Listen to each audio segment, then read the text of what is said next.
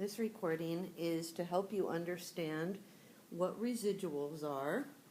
So the first question that we should be able to answer when we're done watching the video is, what are residuals? What are they?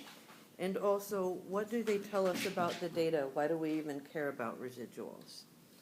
Okay, so I want to take you back to section 4.1 where we were looking at Vitruvius. And Vitruvius thought that there was a perfect positive correlation between a person's height and a person's arm span. If this is true, what would the correlation coefficient be for this perfect positive correlation? Write the number down on your whiteboard.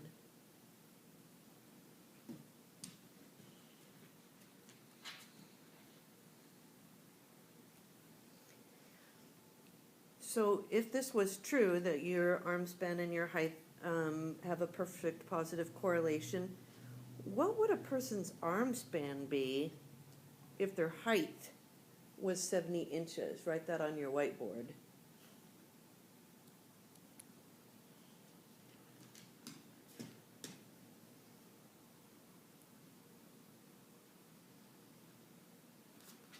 And now the big challenge, using S for arm span and H for height. What equation predicts your arm span when your height is known? Write this on your whiteboard.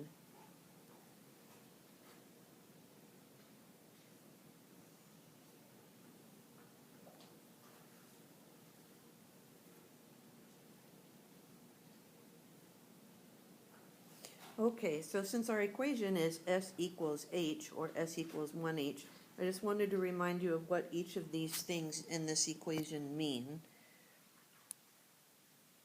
So our S is our arm span, I guess because of the S in span, and our H is our height, and the 1 in front of the H, which doesn't have to be here, means that for every 1 inch of height that you have, there will be 1 inch of arm span as well. And the reason that the 1 is optional is because 1 times H is just H anyway, not anywhere.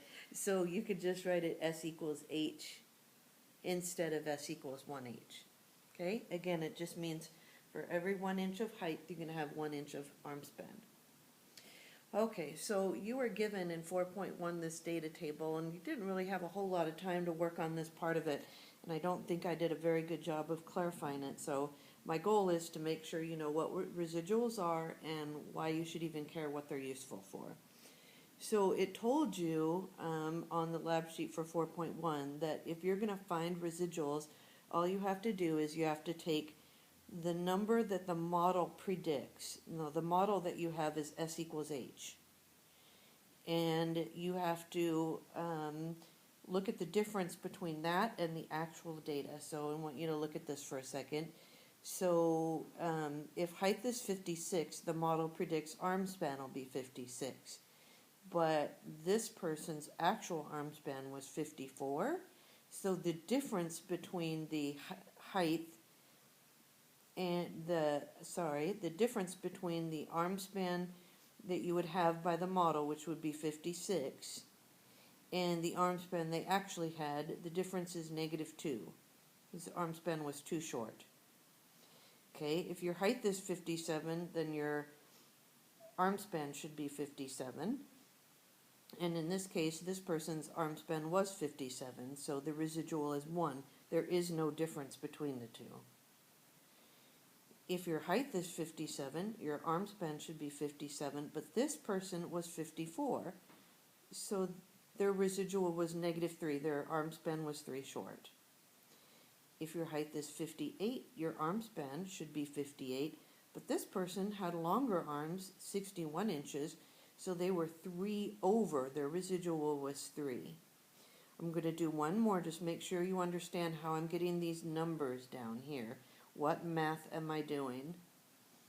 If your height is 59, according to the equation, the model, your arm span should be 59, but this person was only 56, so they were 3 short. Okay, so I finished filling out these residuals in exactly the same way I showed you that I was doing the first one. Now let's go on to this, which is called a residual graph. A residual graph is a little bit like a scatter plot, but it's not the same. What it does is you have your x-axis values, so those are your height values. Those just kind of remain the same on a residual graph. They're still your x. So this is height. But these numbers right here are my residuals. So I only need to count up as far as the biggest residual, which my biggest residual was 3, and I only need to count down on the y-axis, because y is residuals, as far as my smallest number. My smallest number was this person here, who had a height of 66, which meant their arm span should have been 66 as well, but it was only 62, so their arm was 4 inches short of what the model predicts. So now I plot these residuals, so I'll just show you a couple of them here. So remember, this is the residual number, and these are the height numbers. Okay, so I go over to 56, and the residual was -2, so 56, -2. And I go over to height of 57, and the residual was 0. So that's why that's 0 right there. It's a red dot right on the line. I go over to 57, and I go down to 3. Over, down to 3. Notice how these are both on 57, because they both represent people of height 57 with differences between their arm span and the arm span predicted by the model. Okay, so I continue doing that in exactly the same way. I'll just show you my last one now. Kind of jump ahead a little bit. If your height is 68 right here, and you're only 67, then your residual is -1. So here's my residual of -1. So when the height was 68, this person was 1 short, so their residual is -1. So this is the residual graph for height versus arm span. Now, why do you care about this? Because if you see a residual graph, and it looks like this one does, which means that it's really kind of random and there's no pattern. Look now, these points are just, they're just kind of all spread out. Some are below, some are on, a couple are above. There's no real pattern to the points. If you see that when you've made a residual graph, then that means that it's fairly likely that a linear model fits your data. Okay, so because this is random, it means a linear model does fit this data. It doesn't for sure mean, though, that the linear model is S equals H. It just means that a linear model does fit the data. So Vitruvius might have been wrong. Maybe it's not an equation S equals H, but it is a linear model, and Vitruvius has a linear model. If you think of this as y equals mx plus b, where the b is 0, this is definitely a linear model. Okay, so graphing calculators will show you residuals, and they'll show you the residual on the same graph that you did your points and you did your line of best fit. Now, I already know that the perfect linear model is not S equals H, but I went ahead and plotted the line S equals H on here. And what you can see is that you can tell it's not perfect, because look how there's only a couple points here, right here, that are above. There's several points that are on the line. That's really good. But look how many are below. You kind of want to even that out. That helps me know that his equation S equals H is not the perfect fit for this data. So here's my numbers and my data. These are heights, these are arm spans, these are the residuals, just like you saw in the previous table. And I just wanted to show you that this really is the equation S equals H. So if I draw on a slope triangle, the rise is 1 and the run is 1, and when you do 1 divided by 1, you get 1. And look, there's the y-intercept of 0. Now here's the residuals. So remember, they start at 56, and they go to, I believe it was 68, and they're just showing you how far each of these points are from the line S equals H. Okay, and you can see that it's a really random pattern. There's no real pattern to these points, which means that even though this might not be the perfect equation, S equals H, a linear model does fit this data. It's not some other kind of model. So just to show you what I mean by how it might show a pattern, which means it's not a good fit, let's look at another graph. Okay, in this graph, I've plotted the following points.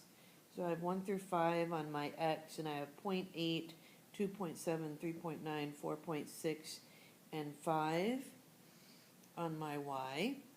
And then these are my residuals right here.